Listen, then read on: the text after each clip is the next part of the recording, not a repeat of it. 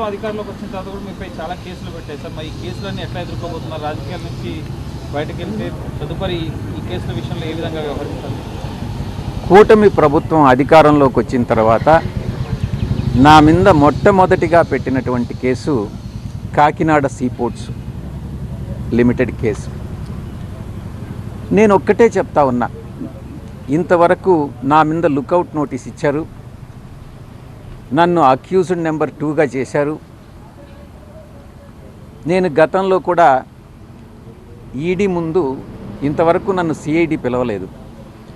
ED వాళ్ళు పిలిచినప్పుడు నేను ఒక్కటే చెప్పాను, ఆ వెంకటేశ్వర స్వామి సాక్షిగా కేవీ రావు అనేటటువంటి వ్యక్తి ఏదైనా ఒక సోషల్ ఫంక్షన్లో కలిస్తే నమస్తే నమస్తే అని చెప్పడమే కానీ ఆయనతో నాకు ఎటువంటి సన్నిహిత సంబంధాలు కానీ వ్యాపార లావాదేవీలు కానీ లేవు, నా మీద చేసినటువంటి ఆరోపణలన్నీ తప్పు అన్నటువంటిది చాలా స్పష్టంగా చెప్పడం జరిగింది.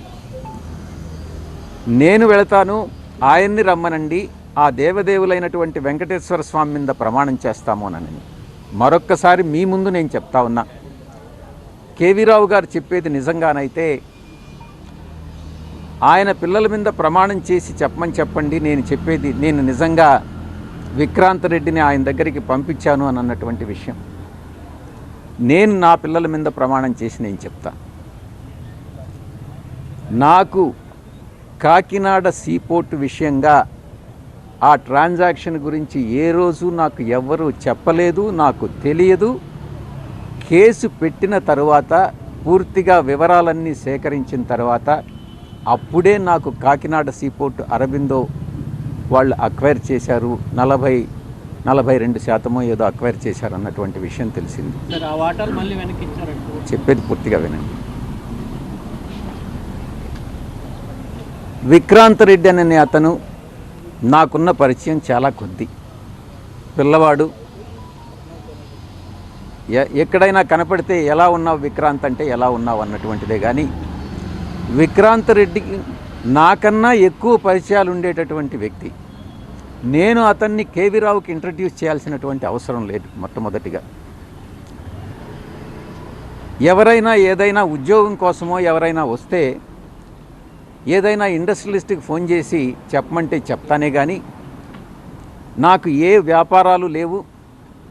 నేను పూర్తిగా 24 గంటలు 365 రోజులు పార్టీ కోసంగా నేను పనిచేసే కానీ రాజకీయాల్లో ఉన్నానే కానీ నాకు ఎటువంటి వ్యాపారం లేదు, నేను దేంట్లోనూ భాగస్వామిని కాదు. మరొక ముఖ్యమైనటువంటి విషయం, కొన్ని పత్రికలు కానీ కొన్ని ఛానల్స్ కానీ నేను చూస్తూ ఉన్నాను నిన్నటి నుంచి, ఈ కాకినాడ సీపోర్టు విషయంగా ఈ యొక్క రాజీనామాకు లింక్ చేసి ఎక్కడో అది జగన్ గారికి తగిలింది కాబట్టి విజయసాయిరెడ్డి రాజీనామా చేస్తున్నాడు అన్నటువంటి విషయాన్ని కొన్ని ఛానల్స్ చెప్తా వస్తూ ఉన్నాయి.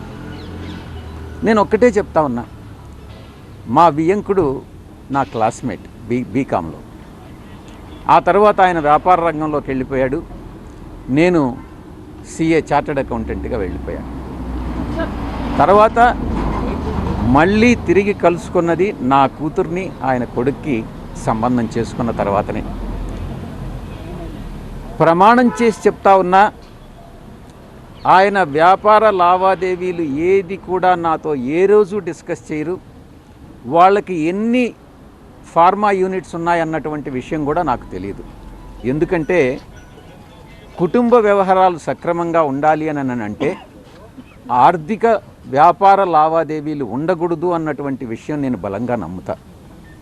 వాళ్ళు ఏం చేస్తున్నారు, వాళ్ళ వ్యాపారం ఏంటి, దాంట్లో జోక్యం చేసుకోవడం అన్నటువంటిది మంచిది కాదు అన్నటువంటి ఒకే ఒక సిద్ధాంతంతో నేను ఏ రోజు కూడా భగవంతుడి సాక్షిగా చెప్తున్నాను, వాళ్ళ వ్యాపారాల గురించి నాకు తెలియదు, తెలుసుకోదలుచుకోలేదు, భవిష్యత్తులో కూడా నేను జోక్యం చేసుకోను.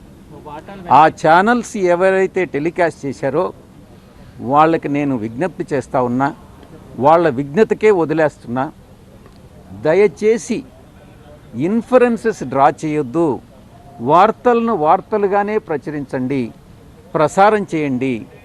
మీ యొక్క వ్యూస్ని తీసుకొచ్చి ఇతరుల మీద రుద్దవద్దు అని అన్నటువంటి విషయాన్ని నేను చెప్తా ఉన్నా.